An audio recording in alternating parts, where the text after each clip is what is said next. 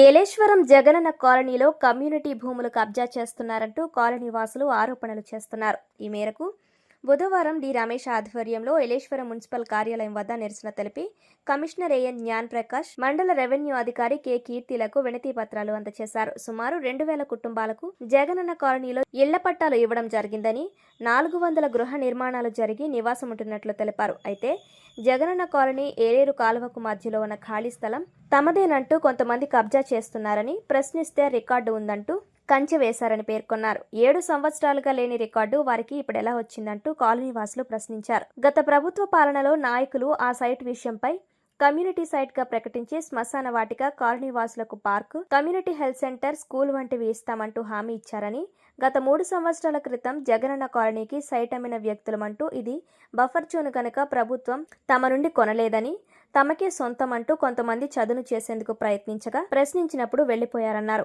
ఇప్పుడు మళ్లీ ఆ భూమిని చదును చేసి ఈ భూమిని తమదే అంటూ రికార్డు ఉందని చెప్పడం విడ్డూరమన్నారు. ఆ భూమిని స్థానికులకు ఉపయోగపడే విధంగా పార్కు గాని లేదా శ్మశాన వాటికగా గాని ఏర్పాటు చేసి వారికి అప్పగించాలని మహిళలు పేర్కొన్నారు. ఈ విషయంపై మున్సిపల్ అధికారులు, రెవెన్యూ అధికారులు చర్యలు తీసుకుని జగనన్న కాలనీలో కబ్జాకు గురవుతున్న కమ్యూనిటీ సైట్లను కాపాడాలని వారు విజ్ఞప్తి చేశారు. ఈ కార్యక్రమంలో S Veerraju, S Suribabu, JK Tailors, Dasari Satyababu, Lovaraju, Nageswararao, Kareem, Arjun, Kumari, Padma, Satyavathi, Ratnam, Lovaraju, Govindu, Ramana తదితరులు పాల్గొన్నారు.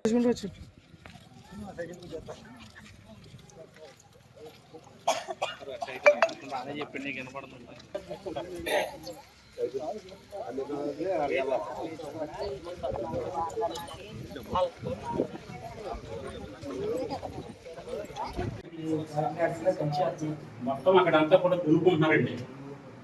మిగిలిన సైడ్లన్నీ కూడా దున్నుకుంటున్నారండి. దున్నుకొని వ్యవసాయం పెట్టుకుంటున్నారండి. నేను జగనన్న కాలనీ వాసినండి. నా పేరు రమేష్.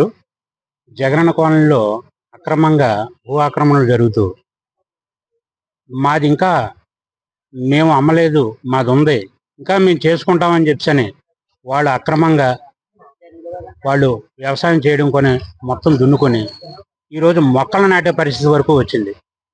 7 సంవత్సరాలు అవుతుంది ఈ రోజు వరకు కూడాను. ఇంతకుముందు 3 సంవత్సరాల క్రితం ఇదే వ్యక్తులు వస్తే ఆ రోజు మేము ఆపడం జరిగితే ఎవరికి వాళ్ళు వెళ్ళిపోయారు. సరే కదా, ఇంక ఇంతే కదా, ఇంకెవరూ లేరు కదా, ఇది మాదే కదా అని మేము ఇంతవరకు కూడాను. ఇది ఏంటంటే ఆ రోజు మాకు కమ్యూనిటీ కానీ లేకపోతే శ్మశానానికి కానీ ఇలా ప్రతి ఒక్క దానికి కూడా మాకు 2000 ఇల్లు ఇచ్చారు కాబట్టి వీటి నిమిత్తం అవి ఉన్నాయని మేము ఇంతవరకు కూడాను అనుకుంటున్నాం. కానీ ఈరోజు 3 సంవత్సరాల క్రితం జరిగిన ఇది మళ్ళీ ఇప్పుడు జరుగుతుంది. వీళ్ళు చేసేది ఏంటంటే దున్నేయడం, మొక్కలేయడం మాది. అడిగితే మేము ఒప్పుకోం, మీరెవరు మమ్మల్ని అడగడానికి, ఈ స్థాయిలో అవుతుంది. అలాగే ఇదే వ్యక్తులు ఇసుక తవ్వకాలు ట్రాక్టర్కి 300, ఇదే వ్యక్తులు 300 రీతిన తీసుకొని, ఒక ట్రాక్టర్కి 300 రీతిని తీసుకొని ఇదే రోడ్లు మా రోడ్ల మీదే జర్నీ చేస్తూ దానివల్ల మా రోడ్లు గుంతలు మనకు పాలయ్యి చాలా ఇబ్బంది పడుతున్నామండి. ఈరోజు మీరు అందరూ వచ్చారు, మీడియా మిత్రులు అందరూ వచ్చిన వాళ్ళందరూ కూడా చూశారు ఎంత ఇబ్బందులు పడుతున్నామో, ఎలా ఉన్నాయి రోడ్లని. ఇలాగా ప్రతి ఒక్కరూ కూడాను దాని మీద చర్యలు తీసుకొని మాకు న్యాయం చేసి ఇప్పుడు అలాగే కమిషనర్ గారి దృష్టికి తీసుకొని వెళ్ళాము. ఆయన ఏంటంటే దాని గురించి అని మేము చర్యలు తీసుకుంటాం, దాని గురించి ఎంక్వైరీ చేసి ప్రతి ఒక్కటి కూడాను మేము తీసుకుంటామని చెప్పని ఆయన మాకు హామీ ఇవ్వడం జరిగింది. మాకు భూ ఆక్రమణలను నిలిపివేసి శ్మశానం అనగా, ఒక కమిటీ హాల్ అనగా, ఇలా తదితర రోడ్లు అనగా, గుడి అనగా ఇలాంటివి కల్పించి ఈ కబ్జాల నుండి మమ్మల్ని కాపాడి న్యాయం చేయాలని మేము కోరుతున్నాం. అలాగే కమిషనర్ గారికి కూడాను వినతి పత్రం ఇవ్వడం జరిగింది. ఆయన కూడా చర్యలు తీసుకుంటామన్నారు. దాని మీద చర్యలు తీసుకొని మాదైతే మాది, లేదు భూ యజమానులే అనుకోండి వాళ్ళది, కానీ ఏంటంటే అది మాకు ఏమిటనేది తెలియాలి. నమస్తే అన్న, మేము ఏలేశ్వరం గ్రామానికి చెందిన వారు. మాకు ఎటువంటి ఇల్లు ఆసనం లేనంత వరకు జగనన్న పాలనలో మాకు సెంటు స్థలం ఇచ్చారు. అప్పుడు ఎన్ని ఇబ్బందులు వచ్చినప్పుడన్నా తినకో అన్నట్టు గృహాలు కట్టుకున్నాము. కట్టుకున్న తర్వాత అలాగే జీవించండి. ఎంతో అడవి కింద ఉండిపోయిన చుట్టూ చాలా స్థలం ఉందండి. అప్పుడు అధికారులు మా దగ్గర ఒకటే మాట చెప్పారండి. చుట్టూ చాలా స్థలం ఉంచారండి. బడులు కానీ, గుడి కానీ, శ్మశానాలు కానీ అలా చాలా మాటలు చెప్పారండి. అలాగే ఉందండి. ఈ రోజున మరి జగన్ సైడ్ కింది భాగాన కాలువ, ఏలూరు కాలువ ఉందండి. ఆ పక్కకి కొంతమంది రైతులు మరి దున్ని మొక్కలు గట్టే వ్యవసాయం చేస్తున్నారండి. మొక్కలు వేసారు. ఆ పక్క కనీసం ఏదైనా పని మీదన్నా ఏటికెళ్ళినా కన్నా ముళ్ళ కంచి వేసారు. మరి ఎవరు కూడా వెళ్ళడానికి లేదు. మరి అంటే వాళ్ళు మా భూమి మేము అప్పుడు అమ్మలేదని చెప్తున్నారండి. అది ఎంత మటుకు నిజం అనేది మాకు తెలియదు. అప్పుడులో ఫస్ట్ లో చెప్పిన మాటలు పెట్టి అయితే మరి మొత్తం ఈ చివరి నుంచి ఆ చివరి వరకు జగన్ గారు కొన్నారు అని మాత్రమే తెలుసండి మాకు. చుట్టూ ఉన్నది గుళ్ళ కోసం, శ్మశానం కోసం, కమ్యూనిటీ హాళ్ళు, అంగన్వాడి బడులు ఇలాంటివన్నీ కట్టించారని చెప్పారండి. మరి అటువంటివి జరగలేదు కానీ చుట్టూ ఉన్నని ఒకరు చూసి ఒకరు ఆ ఖాళీ స్థలాలు దున్నడం జరుగుతుంది.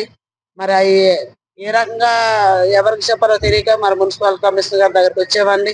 మరి ఆ కమిషనర్ గారికి చెప్తే అమ్మ మీకు న్యాయం జరిగేలా చేస్తామన్నారు. మరి మాకు ఈ ముందు ఎన్నోసార్లు కంప్లైంట్ ఇచ్చామండి. అడవి బలిసిపోయింది, జగనన్న సైట్ అంతా పాములు వచ్చేస్తున్నాయని, మాకు కలెక్టర్ సరిగా వెలగట్లేదని, రోడ్లు బాగలేవని అనేక విషయాల గురించి, ఇసుక గురించి కూడా మీకు కంప్లైంట్లు ఇచ్చామండి ముందు. మరి దాని గురించి అయితే మాకు ఎటువంటి సమాధానం కానీ రాలేదండి.